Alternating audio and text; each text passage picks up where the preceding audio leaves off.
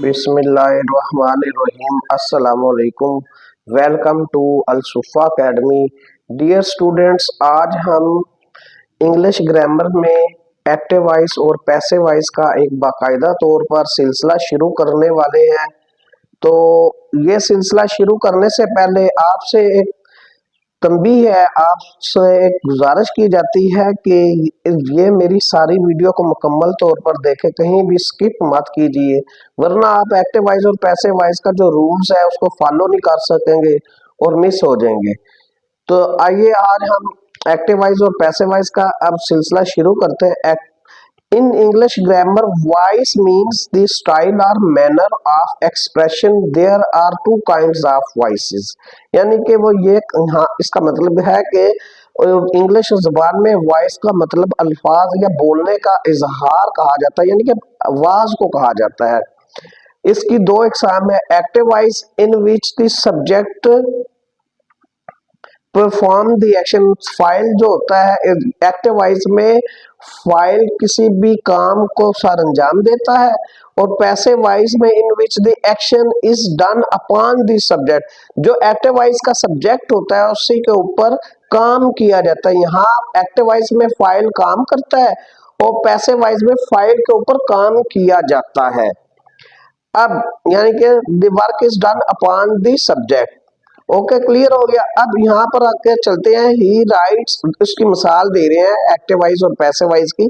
He writes a letter, ये active voice है, और a letter is written by him, passive voice है। यानी अब ये जो ही है उसकी मफूली हालत में हिम आ गया है और उसके ऊपर एक्शन किया जा रहा है। क्या है कि काम लिखने का काम उससे किया जा रहा है। अल्फाज वही है, लेकिन ये देखें ये फाइल है, इसका मफूल बन गया हिम। ये और इसकी आगे मैं इंशाल्लाह इसी लेक्चर में मुकम्मल तौर पर वजाहत भी करूंगा ही और हिम के क्या चीजें हैं। आगे चलते हैं। इन उर्दू में बात कर रहे हैं। दी verb is divided into two types. जो वर्ब होते हैं, वर्ब को दो इकसाम में तकसीम किया गया है। Active verb is Urdu is मारूफ, यानी कि उर्दू में एक्टिव वॉइस को फेल मारूफ बोला जाता है और पैसिव वॉइस को उर्दू में फेल मजहूल बोला जाता है। Passive voice verb in Urdu is मजहूल। There is only a slight difference between these and the English active and passive voice, and the difference will now be, यानी कि वो ये कह रहा है कि इंग्लिश और में एक्टिव वॉइस और पैसिव वॉइस में बहुत ही कलील सा, थोड़ा सा ही फर्क होता है।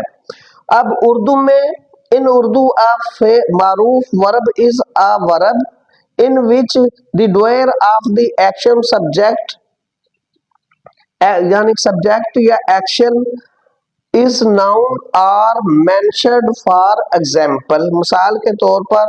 अब इसमें यह मारूफ में बात यह है, जो उर्दू में हम जिसको मारूफ कहते हैं, यानी कि एक्टिव वॉइस में काम जो होता है फाइल के करने का इजहार किया जाता है, यानी कि फाइल जो है वो काम करता है। यहाँ मिसाल है, Javed goes home, here the action goes, यानी कि यहाँ पर जो काम जाने का काम है वो जावेद कर रहा है। फाइल जो होता है वो काम उसका शो किया जाता है, जैसे यहाँ बताया गया है जावेद गोज होम, जाने का काम जावेद कर रहा है।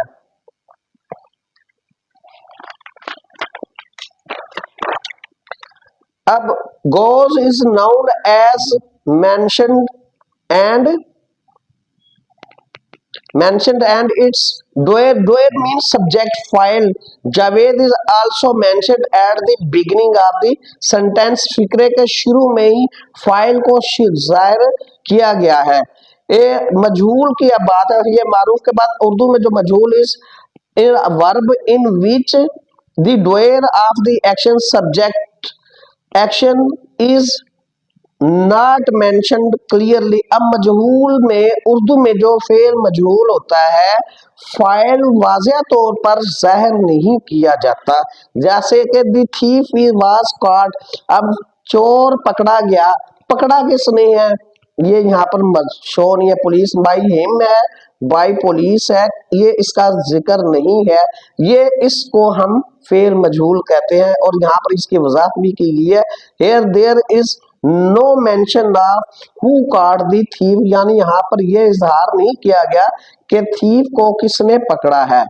When we change a sentence, अब from active voice to passive voice the following basic change take place। जब हम किसी एक्टिव वॉइस से पैसिव वॉइस में चेंज करते हैं तो दर्जा झैल दर्ज झैल रूल फॉलो करने होंगे। सबसे पहले क्या, the object becomes the subject, ठीक हो गया, जो मफूल है वो फाइल बन जाता है, the subject becomes the object, और सब्जेक्ट जो है वो क्या बन जाता है, मफूल बन जाता है, फाइल मफूल बन जाता है और मफूल फाइल बन जाता है। जैसे ये अब पीछे पहले हमने ये लिखा है, ये देखें ही राइट्स अ लेटर, ये फाइल है और ये मफूल बन गया है, और ये लेटर जो है ये शुरू में आ गया, ये फाइल बन गया। ही राइट्स अ लेटर, ये एक्टिव वॉइस है, और पैसिव वॉइस में a letter is written by him, और ये ही का मफूली हालत हिम है, ये अभी मैं आपको इसी लेक्चर में बताता हूं। तो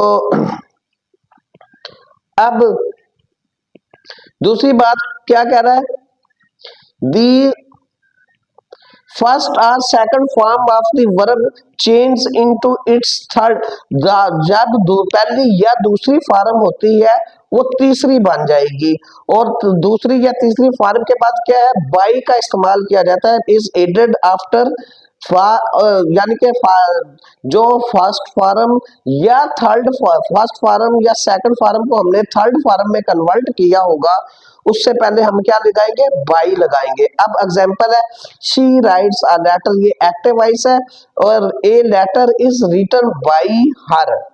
अब देखिए ये first form of the verb third form of the verb में कन्वर्ट हो गई है, और यहाँ कहा है कि by third form of the verb के बाद लगाया जाएगा बाई, ये बाई है, और शी की मफूली हालत आ गई है हर। अब इसकी मैं वजाहत कर दूं कि फाइली हालत क्या है, मफूली हालत क्या है, जो कि बहुत ही अहम एक्टिव वॉइस पैसिव वॉइस पढ़ने वाले के लिए इस चीज को समझना बेहद जरूरी है। अगर आप ये नहीं समझ सकते तो एक्टिव वॉइस पैसिव वॉइस समझ ही नहीं सकेंगे। अब ये देखें, हमारे जो फाइल है वो 7 किस्म के, ही शी इट आई वो यू और दे। बेटा ये ही शी इट आई वो यू दे का इनकी 3 किस्म की हालतें होती है। जैसे ये ही है, इसकी मलकियती हालत his, possessive form subjective form है, पोसेसिव फॉर्म और ऑब्जेक्टिव फॉर्म है। ही की मलकियती हालत हिज होती है, मसलन ही एक फाइल की हालत में इस्तेमाल, अब किसी की मलकियत को हिज पेन हिज बैग, ठीक हो गया, उसका बैग उसका पेन, और ये फाइल है, he goes to school, he writes a letter, he eats meat, वो गोश्त खाता है वगैरह वगैरह।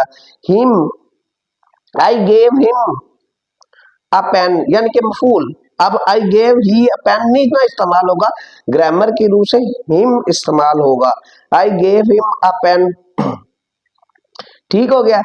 ये इसी तरह से शी हार है, और इट्स इट की मलकियती हालत इट्स इट है, और आई माई या माइन इसकी मलकियती हालत होती है, और मी है, we our us, we our us. देखें जब एक्टिव वॉइस में इसको फाइल इस्तेमाल किया जाता है, वी गोज टू स्कूल, ठीक है, तो अब वी गो टू स्कूल, हम स्कूल जाते हैं, ये प्रेजेंट इंडेफिनिट है। इसको अब हमने जब पैसिव वॉइस में कन्वर्ट करना होगा तो फिर इसको यूज करा जाएगा, the school is gone by us, ये वी का जो है फिर हम अस इस्तेमाल करेंगे। इस लिहाज से ये जो बेटा मैं आपको ये चीज समझा रहा हूँ, ये एक्टिव वॉइस पैसिव वॉइस में जरूर इस्तेमाल होंगे, और इसको आपको समझना बहुत जरूरी होगा। यू योर्स यू, और दे देयर देम।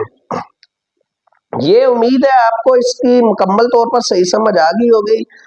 तो इसके साथ ही मेरा ये introductory active voice passive voice का लेक्चर खत्म हुआ।